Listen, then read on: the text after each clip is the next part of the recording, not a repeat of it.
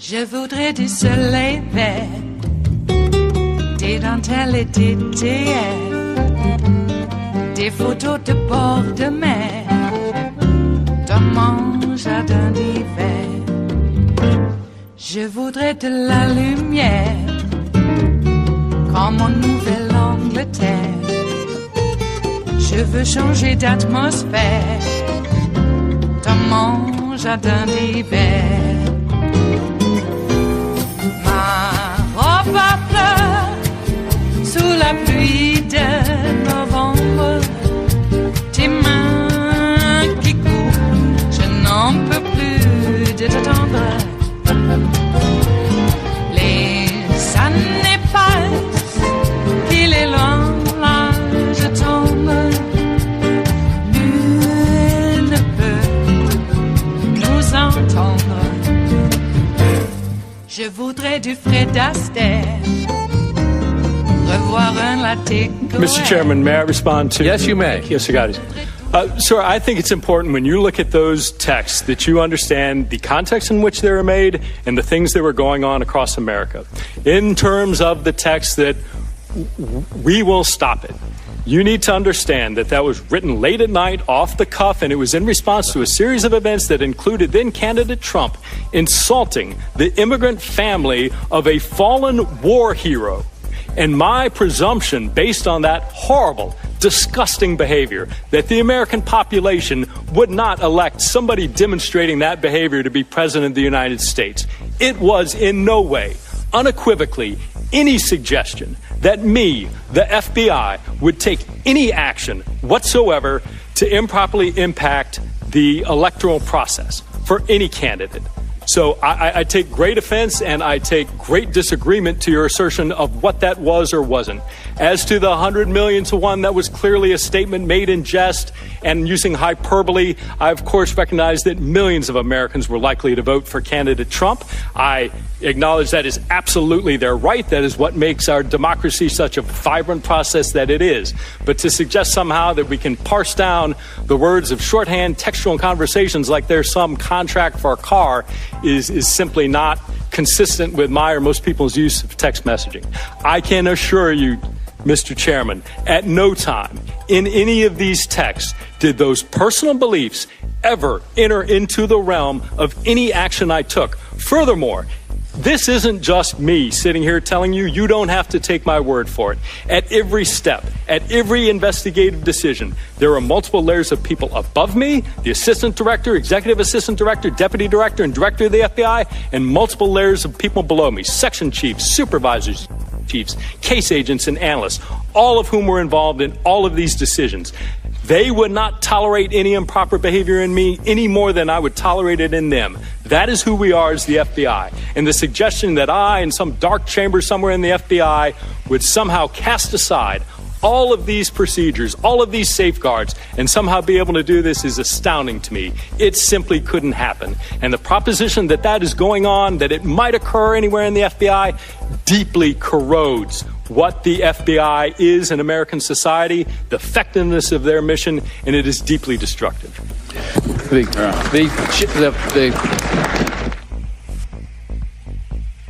It is Friday, the 13th of July of 2018, and you are in West Coast Cookbook and Speakeasy. I am your chef de cuisine, Justice Putnam, and our daily special is Blue Moon Spirits Fridays, folks, because we are all Nighthawks in the Diner of Life. The French 77s have been pre-poured. They're awaiting your arrival. Please help yourself. Make yourself at home. Well, don't go back in that part of the business. Okay. We are still somewhat of a business. Hey, Peter Strzok took Trey Gowdy to the woodshed. Opened up with them with 2 barrels ablaze. And oh, yeah.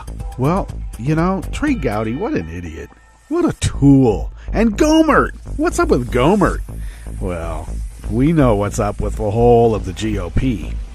And how quickly law enforcement, by and large, is really turning against the GOP, the party of law and order, by the way. The party of the police. And I tried to bring up that apparent, well, to me it was obvious, hypocrisy.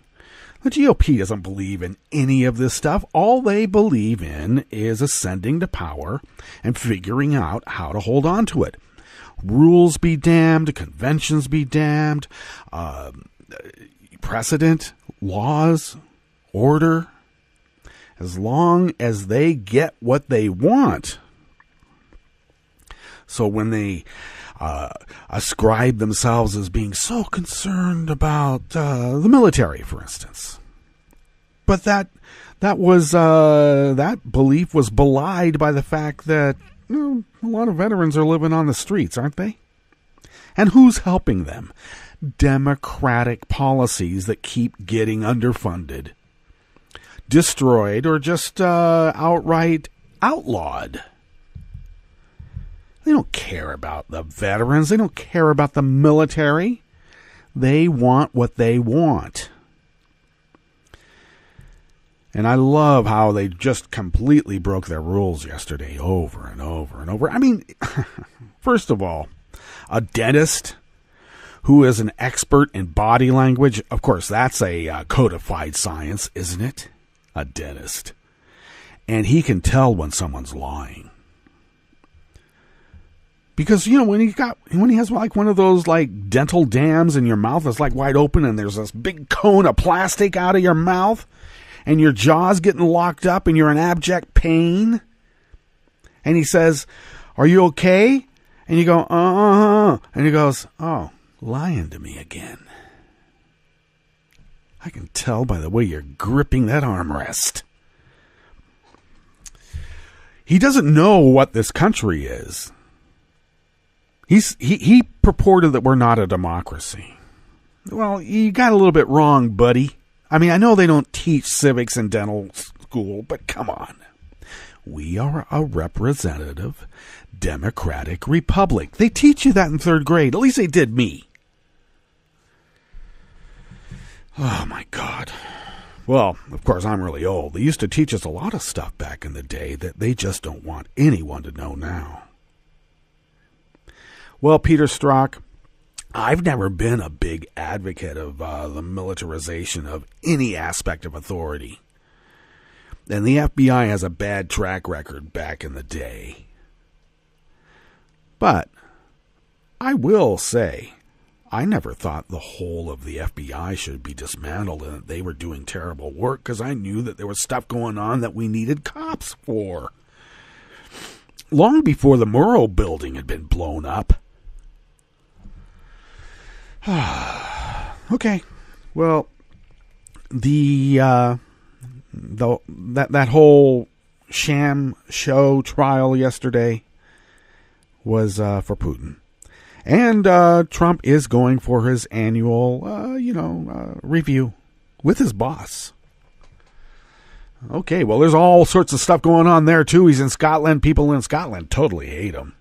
They hate him in England. He dissed Theresa May. Okay, I think he's doing the work for not the Western Alliance. What's up next? And for the rest of the show here at West Coast Cookbook and Speakeasy, well, continuing in the Bistro Cafe at West Coast Cookbook and Speakeasy, Blue Moon Spirits Fridays, Trump shows off his unrestrained bigotry to a British newspaper as he hides from protesters, because he's a wimp. Walmart patents a Big Brother-style surveillance technology to spy on workers' conversations. Well, you know, when you got a point-of-sale thing going on, you got to make sure that people are doing the job and staying on point. Okay, I think I like that. Ugh. And the federal government is spending $1 billion to keep immigrant kids detained because someone's got to pay. After the break, we'll move to the chef's table where oil giant Exxon is the latest to join a corporate exodus from the Koch-funded American Legislative Exchange Council, affectionately known as ALEC. And scientists have discovered a new source of neutrinos in space, opening up another window into the universe. Now, wait a second. A window? Isn't that more like an 18th century construct? Shouldn't it be like a wormhole? Yeah, opening up a wormhole of understanding of the universe. All that and more on West Coast Cookbook and Speakeasy. Bon appetit.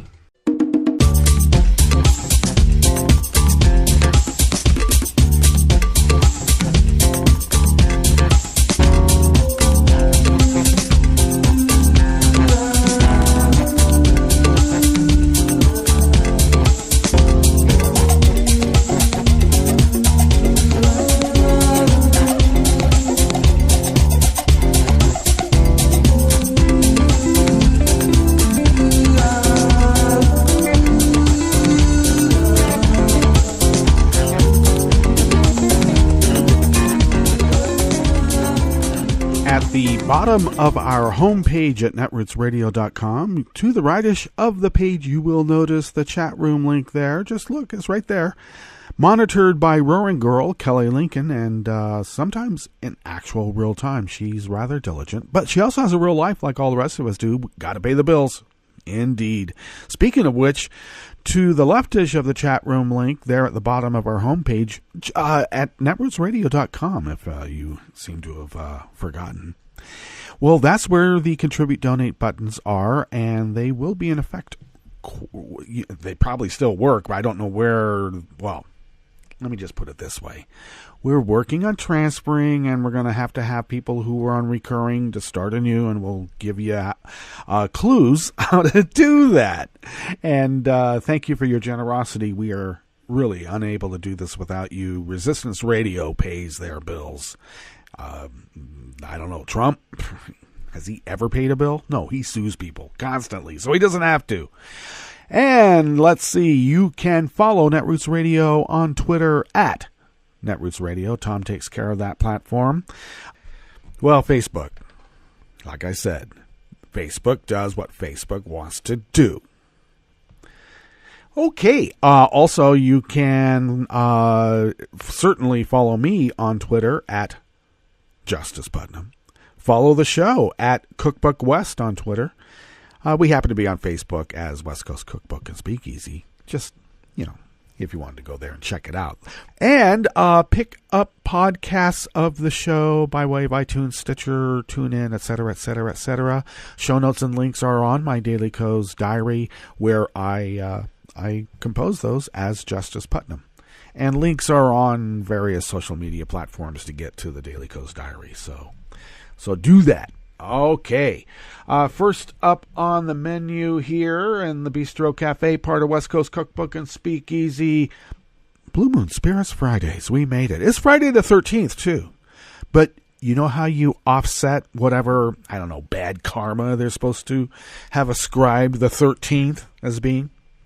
Have a 77. A French 77. Oh, yes. The St. Augustine elderberry flower liqueur. It's the key. That is the most balanced cocktail in the history of cocktails. Don't believe me. Try it yourself. Okay. Well, incendiary, even by his own standards, one reporter noted about Trump going off and revealing his unrestrained bigotry to a foreign, an ally newspaper. Okay. Well, Donald Trump gave an interview to the British newspaper The Sun. Wow. Not known for their liberal leanings, ahead of his trip to the country, and it went about as well as you might expect. This was written yesterday afternoon, so he is in country now. For no apparent reason, he decided to go on the attack against Prime Minister Theresa May, London Mayor Sadiq Khan, and the nation's immigrants, showing that his bigotry crosses borders. Well, of course it does. Well, Trump claimed dubiously that he has counseled May to take a different approach to the faltering negotiations over Brexit, saying, but she didn't agree. She didn't listen to me. He said she essentially went in the opposite direction, and that is too bad. What is going on? God, this guy's like a stable genius, isn't he? Since Trump has never demonstrated any deep knowledge of American policy, it's difficult to believe he held the keys to managing as complex a situation as Brexit. Well, Nigel Farage will fill in the gaps, won't he? Of course, can he now? Isn't he, banished from the country? Put him on Skull Island somewhere. Or Devil's Island. I don't know. Put him where Papillon had to go. Except don't let him have a garden. Continuing his bitter and unfounded attacks against Khan, he blamed the mayor for the recent spate of terrorist attacks in London. Trump said Khan has done a very bad job on terrorism, as he has allowed too many immigrants into the city. Well, Fenwick goes on here to say that Trump's eagerness to lay the blame for terrorism at Khan's feet, because Khan doesn't control migration. As mayor of London, he doesn't say, I can't have any immigrant Muslims moving into my city. But since Trump is so quick to lay the blame at, a Muslim guy, shows that he's more motivated by his prejudice. Oh, his bias. Remember in the hearings yesterday, or if you didn't know, one of the great themes is that Strzok couldn't investigate Donald Trump, as an investigator should, because he had an innate bias against Trump. Like, have you ever met a cop that loved the crook that they're investigating? Went out of their way to, make sure they didn't say anything untoward about the crook? The perp? Give me a break. Number two. The point is that Trump, all of these people, the GOP, the reason they went off on the bias issue is because bias completely motivates everything about them. That is what gets them going, is their bias.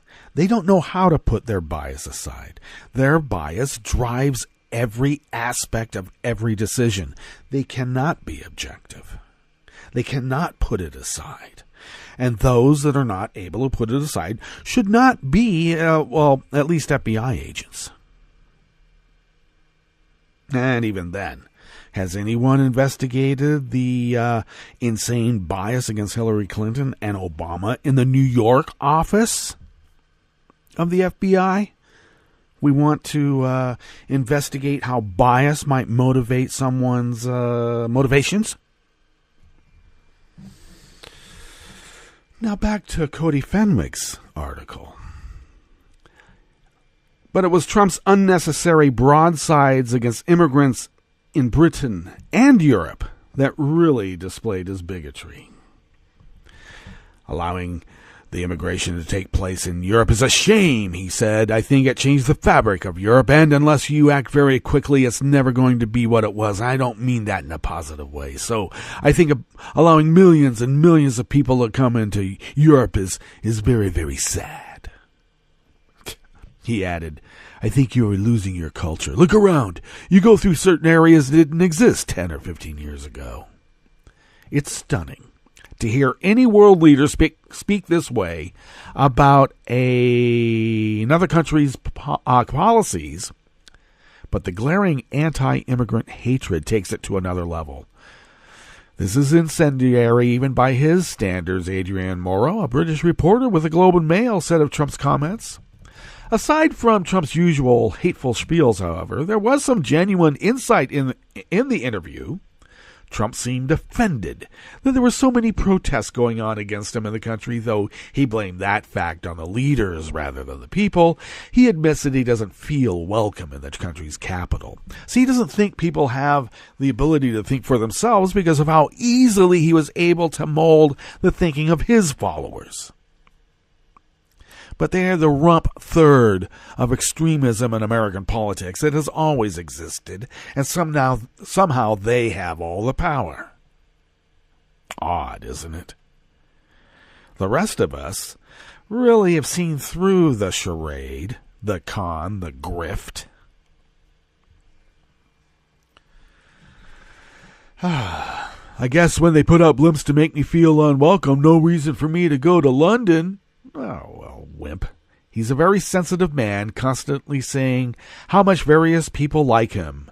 Interviewer Tom Newton Dunn writes, "It clearly pains him today that he is not being welcomed to Britain as a hero and our most important ally."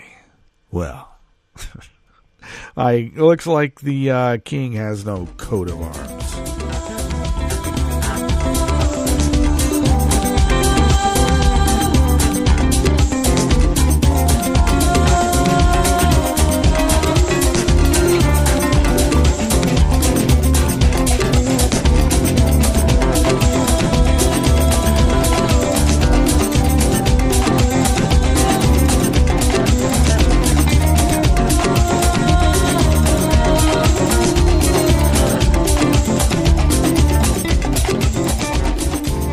Jessica Corbett from Common Dreams brings us this next offering here at the Bistro Cafe, part of West Coast Cookbook and Speakeasy.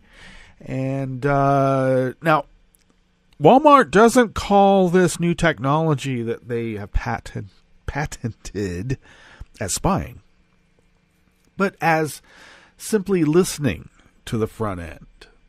Now, I have to confess, I have a certain expertise in understanding corporate speak, and if I was in the managerial meeting, and probably the reason why I'm not, is because if somebody told me that they're listening to the front end, well, my experience is that if you spend too much time listening to the front end, spying, you're going to generate a lot of stuff out the back end. And it probably won't be useful because it will be waste. I mean, if you want to carry on the metaphor, huh? Well, of course they don't. They want to listen to the front end because, look, whenever they say they want to run government like a business, I've always been told business is not a democracy or even a representative democratic republic. Business is a dictatorship. Mostly. I mean, I've worked for some co-ops where it was a tad different. Then it was just, business is a factional construct in which people try to whine to get their way. There's that part, too. But regardless, just the latest corporation to spark privacy concerns over worker surveillance efforts, Walmart has patented audio technology that would allow the retail giant to eavesdrop on conversations among employees, between clerks and shoppers, so they can measure employee performance. Well, Walmart is calling the invention listening to the front end. The patent reads in part, many different types of sounds result from people in a shopping facility. For example, guests of the shopping facility may talk amongst each other or with employees of the shopping facility. Additionally, guests and employee movements and activities can generate additional sounds. A need exists for ways to capture the sounds resulting from the people in the shopping facility and determine performance of employees based on those sounds. Now, in addition to capturing conversations, according to the patent, Walmart's spy system could also track the length of lines at the checkout counter, how many items are scanned, and the number of bags employees use. Although the technology could, for example, determine if a line is too long and more cashier lanes need to be open.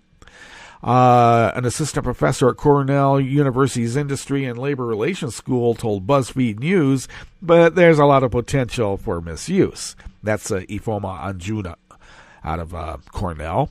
There's potential for mission creep, where it's more like, as a cashier, you're too friendly, you're talking too much, and they're not moving people along, so let's penalize you.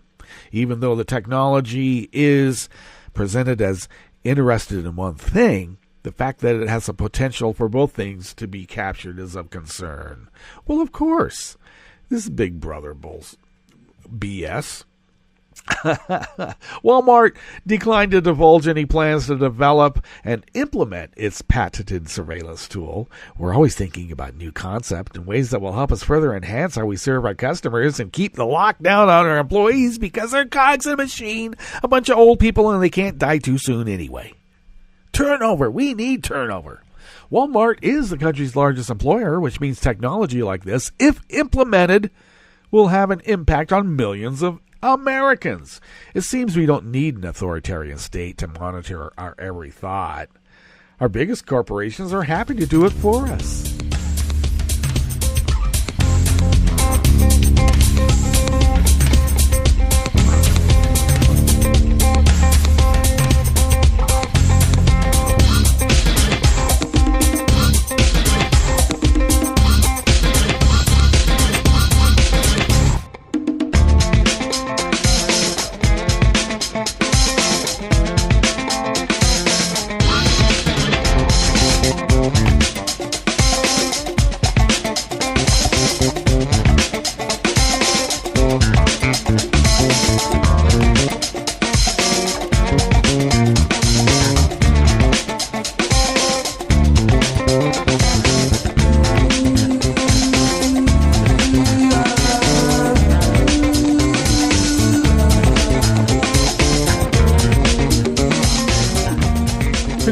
Here at the Bistro Cafe, part of West Coast Cookbook and Speakeasy, Blue Moon Spirits Fridays, because we are all Nighthawks in the Diner of Life, is an article out of Think Progress by Patrick Smith. Now, once you open up the genie, let the genie out of the bottle of local jobs, you'll never be able to stuff it back in again.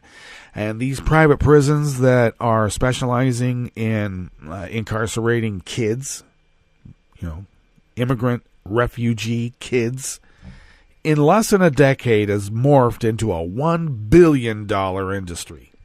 And trust me, the argument will be, we don't want to give up those local jobs acting like bullies to an immigrant population of people that we don't want around here because, I don't know, original intent. The business of detaining immigrant children has skyrocketed over the past decade and became a $1 billion industry, according to the AP.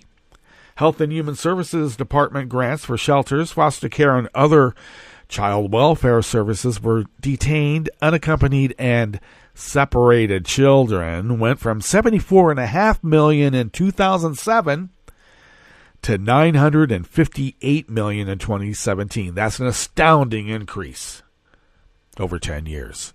Now, the AP also notes that nearly 12,000 children are currently detained in nearly 90 facilities in 15 states. Wow, that's a lot of money to be dipping into to deny services to make even more money. So Patrick here at Think Progress continues, so with all this money going to the organizations housing immigrant children, how are they treating the children? In many instances, not well. Of course not. I mean, we already have stories of, like, one toddler not being bathed for over 3 months. 90 days, over 90 days. Not a bath. Lice? They're in cages anyway. Don't go near the cage. Don't touch them. Hugs? You might get lice. So that's a lot of money, as I said, for them to be dipping into and to deny services. Now, of course, despite all of it, the Trump administration maintains things are going swimmingly well. In fact, we reported yesterday, HHS Secretary Alex Azar boasted that separating immigrant children from their families is one of the great acts of American generosity. You know that old adage. We're going to love you to death, and we're going to make sure every single one of you are. Okay, let's get to our break. We will come back and go through weather from around the world and finish with the stories that we have curated for you today. You are listening to West Coast Cookbook and Speakeasy, and we will be right back. You are listening to netrootsradio.com. Please hang up and try again.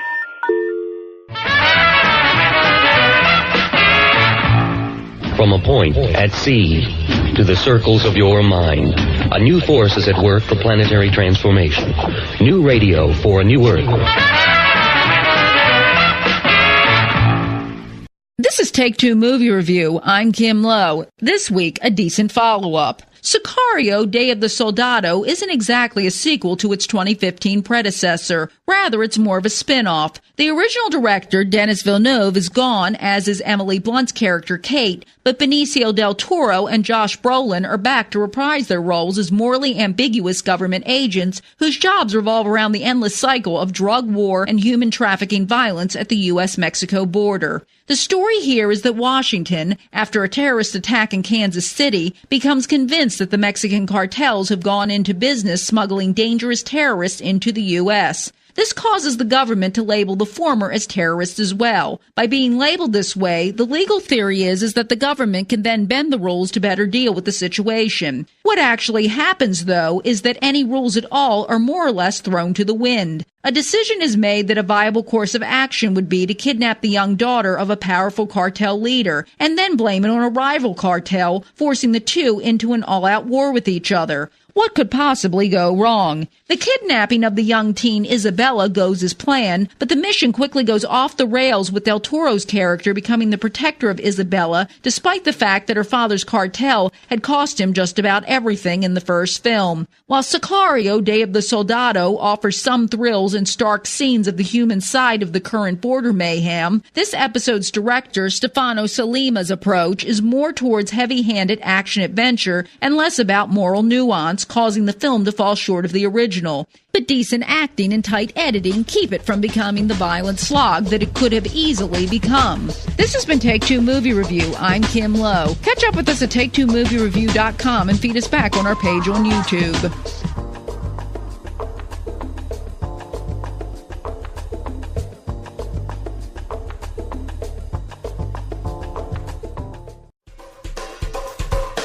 This is Scientific American's 60-Second Science. I'm Larry Greenmeyer. During intense exercise, sprinting for example, your body breaks down glucose and produces what's called lactate. That substance can build up faster than it can be further processed. If your idea of a workout is running to the refrigerator during commercials, you probably associate the lactate buildup with a burning in your muscles. But for well-conditioned athletes, excessive lactate means muscle fatigue and diminished performance. So athletes would like to know their actual lactate levels during training and competition. Blood tests are one way to measure lactate levels, but are not practical in the middle of a game or race. So a goal has been to find a way to measure lactate in saliva to monitor muscle endurance, which researchers at Palo Alto Research Center, known as PARC, and the University of California, San Diego say they've achieved.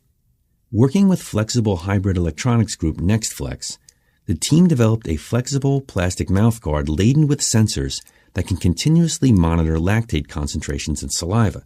The mouthguard's batteries are rechargeable wirelessly, and the device can use low-power Bluetooth to send information to smartphones, watches, and other electronic devices. PARC scientists presented their work at the recent SEMI conference on electronics manufacturing in Monterey. PARC, which is part of Xerox and best known for its pioneering work in PCs, printing, and computer networking in the 1970s, has demonstrated a fully functional prototype mouthguard. Assuming they can get additional funding, they plan to make different types of mouthguards that can be worn during high-intensity sports like football, lacrosse, and boxing to measure hydration levels as well as glucose and cortisol concentrations. With all of this bodily information at hand, athletes and their coaches should be able to monitor fatigue and improve training regimens without breaking stride. Thanks for listening. For Scientific American's 60-Second Science, I'm Larry Greenmeyer. This program is presented by the Centers for Disease Control and Prevention. Pools, water parks, and other recreational water venues are popular places to relax and stay cool, but they can be sources of serious illness. Since 2000, nearly 500 outbreaks have been reported at recreational water venues in the U.S., resulting in over 27,000 illnesses and 8 deaths. Most were caused by parasites, bacteria, viruses, or certain chemicals in the water. Parents with young children who have diarrhea should not allow their children to swim or play in the water. In addition, bathers should check the inspection scores of pools and water parks and can conduct mini inspections using test strips before getting in the water. A few simple precautions can allow you to share the fun, not the germs. Thank you for joining us on A Minute of Health with CDC. For the most accurate health information, visit cdc.gov or call 1-800-CDC-INFO. Welcome to 60 Second Civics, the daily podcast of the Center for Civic Education. I'm Mark Gage. American Indians govern themselves by their own tribal laws, treaties with the U.S. government, and by special laws passed by Congress. These laws did not recognize American Indians to be citizens of the United States. As a result, they did not have the right to vote. The first attempt to grant Native Americans citizenship came in 1887 when Congress passed the Dawes Act. The Dawes Act granted a tract of land and citizenship to those who were willing to give up their allegiance to their tribe. The law was strongly resented by most tribes. Finally, Congress passed a law in 1924 called the Indian Citizenship Act. This law fully recognized Native Americans as citizens of the United States. The law also gave Native Americans the right to vote in federal elections. That's all for today's podcast. The show's theme song is Complacent by Cheryl B. Engelhardt. You can find Cheryl online at cbemusic.com. 60 Second Civics, where civic education only takes a minute. You can help stop the Trump agenda in its tracks. Make sure you're registered to vote. Go to rockthevote.org. And on November 6th, vote for Democrats up and down the ticket. This message, a public service from all the fine people of netrootsradio.com. This is Solidarity News on Radio Labour. I'm Mark Boulanger.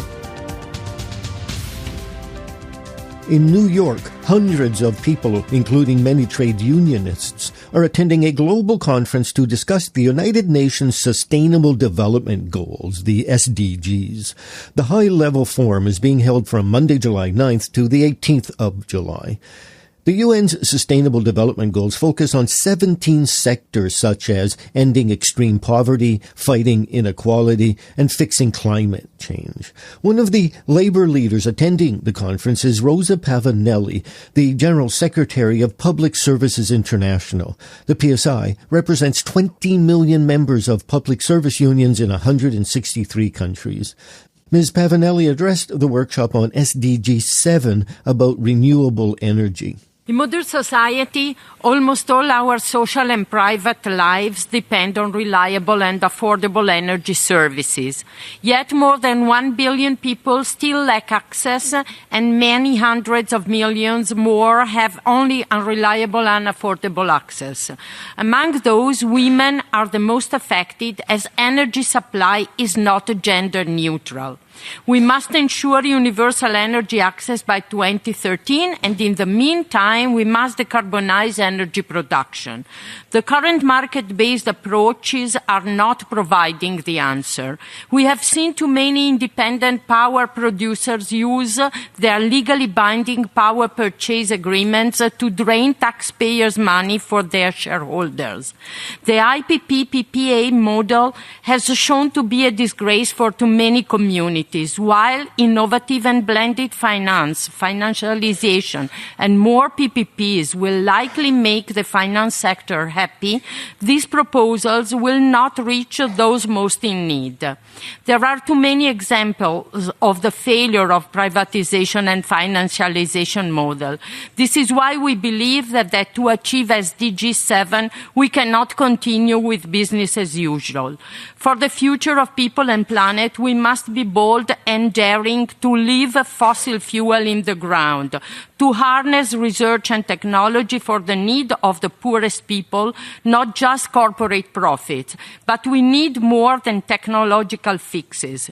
We need strong public policies and governance with the participation of users and workers for quality public services to defend our common interest and meeting our collective needs, to address the inequality of the global tax systems, to make all pay their fair share, to protect the workers and communities that will suffer the worst dislocation as we move to the low-carbon planet. We need a just transition that is based on social justice, decent work, and labor rights. Energy services are too important to be left to the market. We must put consideration for people and planet over profit. Ms. Pavanelli also addressed the participants in the workshop about the 6th Sustainable Development Goal, the need for clean water and sanitation. Water is a fundamental human right, is essential to life, climate change, and peace. So, how can we think to deal with water for profit? Water and sanitation services underpin our societies and can cause serious health, social, and economic challenges when poorly managed and underfunded. Ensuring that people have access to safe, secure, and affordable water is vital to ensure a decent life for all. The push for greater private sector involvement in the implementation of SDG 6 flies in the face of growing evidence that the privatization of water and sanitation has been detrimental, especially to the most marginalized and vulnerable communities, and that corporations tend to use monopoly power to generate excessive profits. Return in public hands of water has become an undeniable trend involving new forms of participation for workers and citizens. And that's it. International labor news you can use. I'm Mark Boulanger. Thank you for listening. And remember, it's all about global solidarity.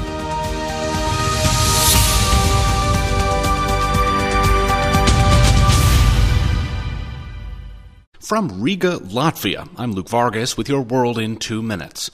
Fears of a U.S. withdrawal from NATO prompted an emergency alliance meeting on Thursday after President Trump demanded members hit a military spending goal of 2% of GDP by year's end, well ahead of a 2024 target date. I told people that I'd be very unhappy if they didn't up their commitments very substantially. French President Emmanuel Macron said Trump didn't formally warn of a U.S. pullout from NATO, but some officials apparently heard that threat between the lines. I think he behaves, frankly speaking, in an unstable way. Kalev Stoyachescu is a research fellow at Estonia's International Center for Defense and Security and says Trump's rhetoric makes predicting NATO's fate a challenge. It's even hard to answer now. It's floating, I would say. At least today, Trump's spending demands were clearer than his threats. After we're 2%, we'll start talking about going higher. I think 4% is the right number. In the Baltic states bordering Russia, military spending is up and slated to keep increasing, a model Stoyachescu says more NATO states should follow. But for others like Germany, it could be a waste to throw vast sums at militaries not equipped to absorb it. 4% is something fantastic. Even the U.S. doesn't spend that. A better option might be for NATO members to buy military equipment together, saving money and harmonizing assets in the process. But that's a distant concern here in Latvia, where the present fear is of a less involved United States. We always believe in American leadership and hope that this American leadership will stay. Yanis Garrisons is Latvia's state secretary, the most senior civilian in the country's armed forces. We, of course, would like to live in the environment which is peaceful and nobody threatens us, but unfortunately we've seen different events in our eastern neighborhood, what Russia has been doing, and I somehow don't see that those things might change very quickly. Luke Vargas, Riga, Latvia.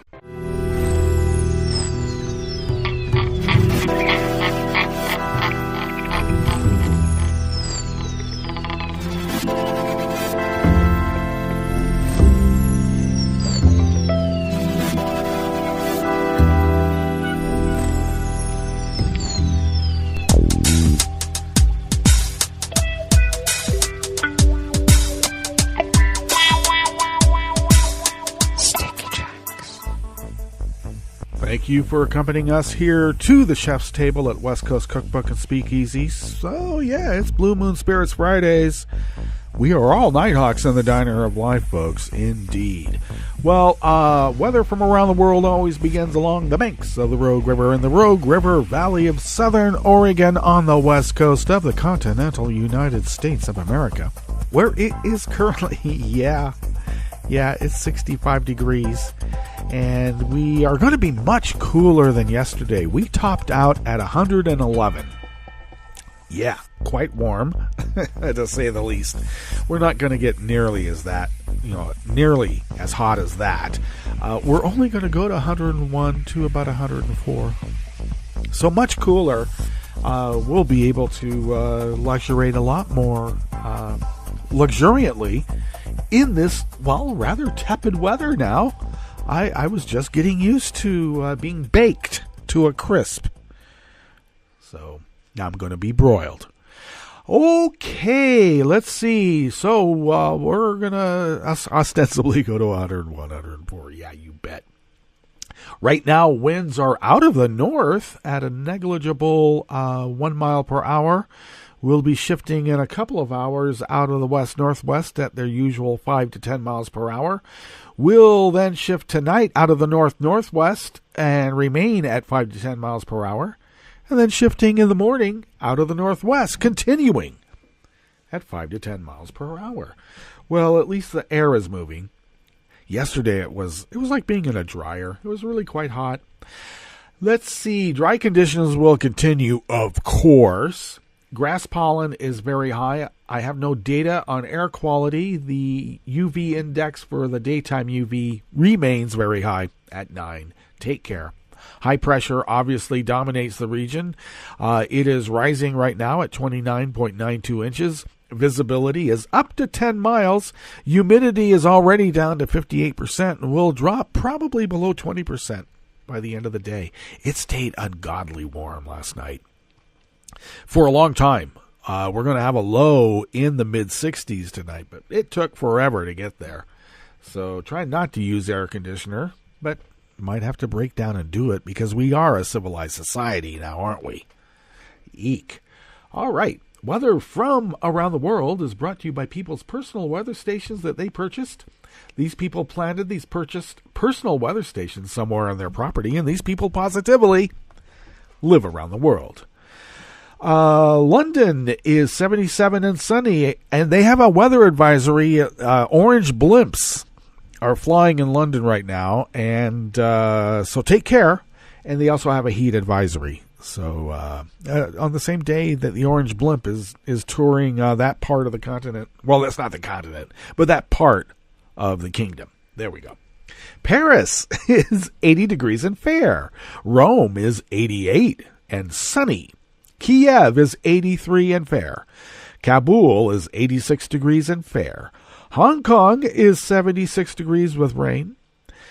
Tokyo is 82 degrees and partly cloudy. Sydney, Australia is 49 and clear.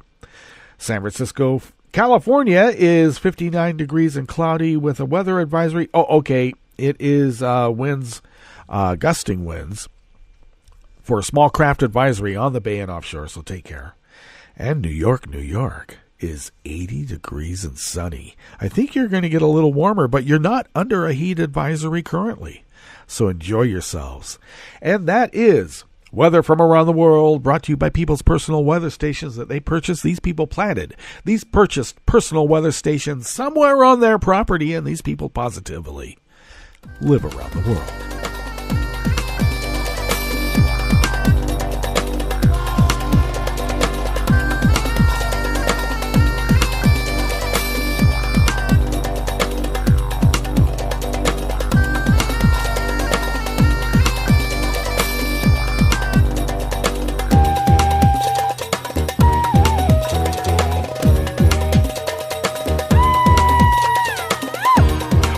Mandel from Think Progress brings us this first offering here at the Chef's Table at West Coast Cookbook and Speakeasy. Oil giant Exxon Mobil will not be renewing its membership to the American Legislative Exchange Council. a conservative corporate-backed lobbying organization known for giving lawmakers template legislation. Yeah, legislation in a box. Fill in the blanks. ALEC also has a long history of pushing laws that undermine environmental protections and clean energy. Well, and also I would say democracy itself, but that's in this reporter's opinion. Mm-hmm. It's unclear whether climate change was the issue that pushed Exxon to leave ALEC. However, its decision to quit the council reportedly comes after a public spat over climate change policy last December. According to news reports, the dispute concerned a proposal by climate science denial groups such as the Heartland Institute to try and convince the government to drop the fact that climate change is a risk to human health. The group's draft resolution against the EPA endangerment finding was ultimately squashed. ALEC values partnership with ExxonMobil and stakeholders across the business community, ALEC said in a statement Thursday. Organization-government relations strategies change over time, and we have valued ExxonMobil's work and leadership with ALEC on STEM education, among other issues. Exxon is the latest oil company to pull its membership from the controversial organization. In 2015, both Shell and BP left the group. Oil companies Occidental and ConocoPhillips also previously cut ties with ALEC. And following pressure from environmental activists, tech companies like Google, Yahoo, Facebook, and Yelp left ALEC in 2014 due to differences on climate change policy. ALEC has previously pushed model legislation to limit renewable energies in states and has condemned the EPA's proposed Clean Power Plan. We view our memberships on an annual basis, and this year we have decided to discontinue our membership in ALEC, ExxonMobil spokesperson Scott Silvestri said in a statement. The move by Exxon to not renew his membership, which expired in June, comes after years of climate science denial and misinformation by the company. In the past couple of years, however, the company has been publicly shifting its stance on climate change through statements and defending the Paris Climate Agreement and the need for a carbon tax. At the same time, it has not been known to lobby in favor of these issues and has, in fact, continued funding for anti-climate efforts. According to figures compiled by Demsmog blog, the group has spent around $33 million funding climate denial efforts over the past few decades. And between 1997 and 2016, Exxon gave ALEC roughly $1.8 million, only $1 million. The move to leave ALEC also comes amid a growing movement of climate lawsuits against the fossil fuel giant. Exxon's membership is mentioned in 2 lawsuits launched in Massachusetts and New York after the 2015 Exxon New investigations, which argue Exxon had knowingly lied to the public and shareholders about the dangers of burning fossil fuels and its climate impact. The company is also facing public nuisance lawsuits launched by cities in California and New York seeking damages for the impacts of climate change. Recently, a judge overturned 2 of these suits, initiated by San Francisco and Oakland, saying the courts were not the right place to decide this issue. But earlier this month, Rhode Island became the first state to file a public nuisance climate lawsuit against Exxon and 20 other oil companies.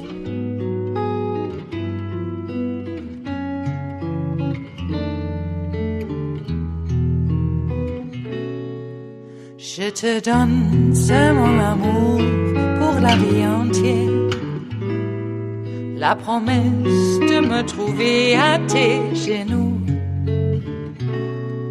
Aussitôt que tu m'appelles, rester toujours fidèle, c'est tout, c'est tout.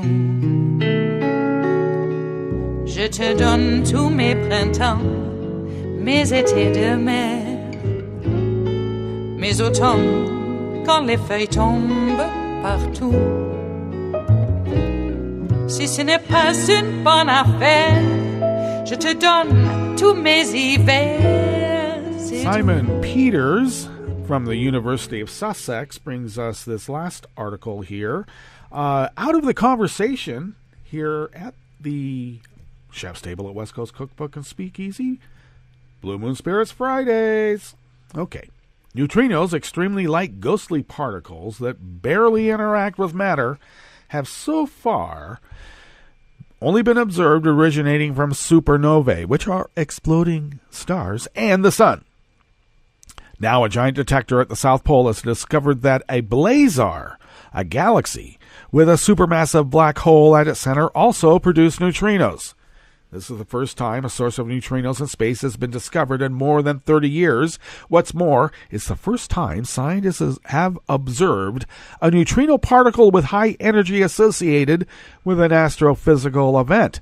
This is really exciting news. The observation just published in Science opens a completely new chapter in neutrino astronomy. Neutrinos are fundamental matter particles. The ordinary matter that we are all familiar with is made out of electrons and quarks. We do not observe neutrinos in daily life as they are extremely hard to detect. Theoretical physicist Wolfgang Pauli suggested their existence in 1930, but it took until 1956 before they were first seen by experimental physicists coming from a nuclear reactor. The reason that they are so hard to detect is because they only weakly interact with ordinary matter. Most neutrinos fly straight through the Earth. They do not interact at all. They do, however, play a very important role in the universe. For example, when a heavy star explodes at the end of its life, it is known as a supernova, as it shows up as an extremely bright and seemingly new star in the sky. We now know that supernovae emit many more neutrinos than photons, which we cannot see by eye. Scientists detected the first neutrinos from a supernova in 1987 when a star collapsed just outside our Milky Way. This unique observation has given us a better understanding of supernovae as well as the properties of neutrinos themselves. The event marked the birth of what we call neutrino astronomy. Powerful neutrino telescopes were built soon after. One of them was the Sudbury Neutrino Observatory.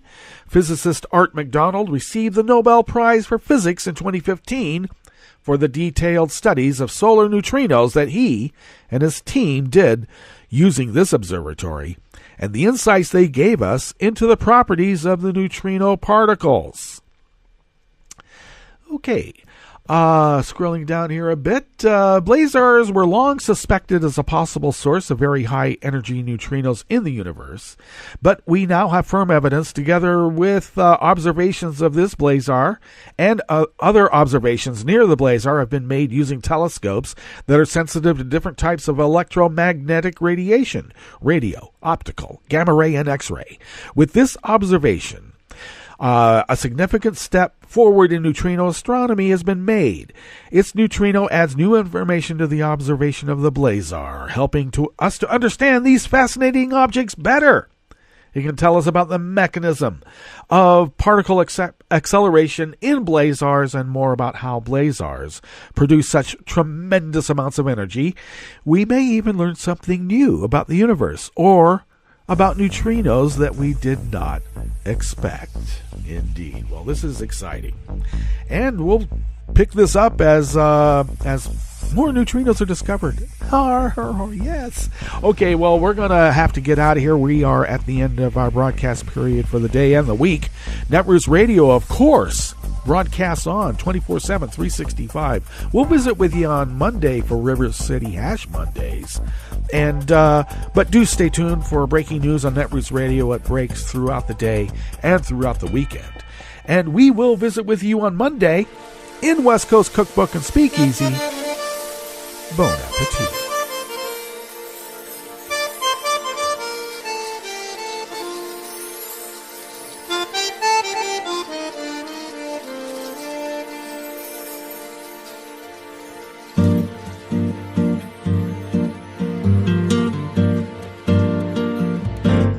Je voudrais du soleil vert, des dentelles et des théâtres, des photos de bord de mer, dans mon jardin d'hiver. Je voudrais de la lumière, comme en Nouvelle-Angleterre. Je veux changer d'atmosphère dans mon jardin d'hiver. Ma robe à fleurs sous la pluie de novembre. Tes mains qui courent, je n'en peux plus de t'attendre. Les années passent, qu'il est loin, l'âge tombe. Nul ne peut nous entendre. Je voudrais du Fred Astaire, revoir un latte Goël. Je voudrais toujours te plaire dans mon jardin d'hiver.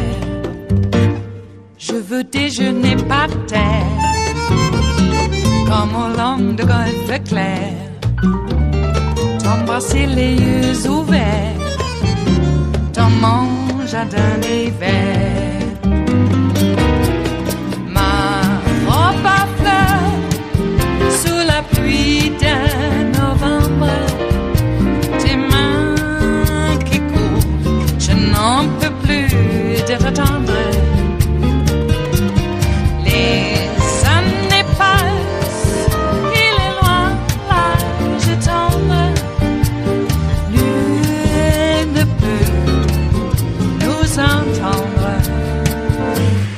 Ba-da-da-dum-di-da-dum, ba-da-da-dum-di-da-dum, ba-da-da-dum-di-da-dum, dans mon jardin d'hiver. Ba-da-da-dum-di-da-dum, ba-da-da-dum-di-da-dum, ba-da-da-dum-di-da-dum, dans mon jardin d'hiver.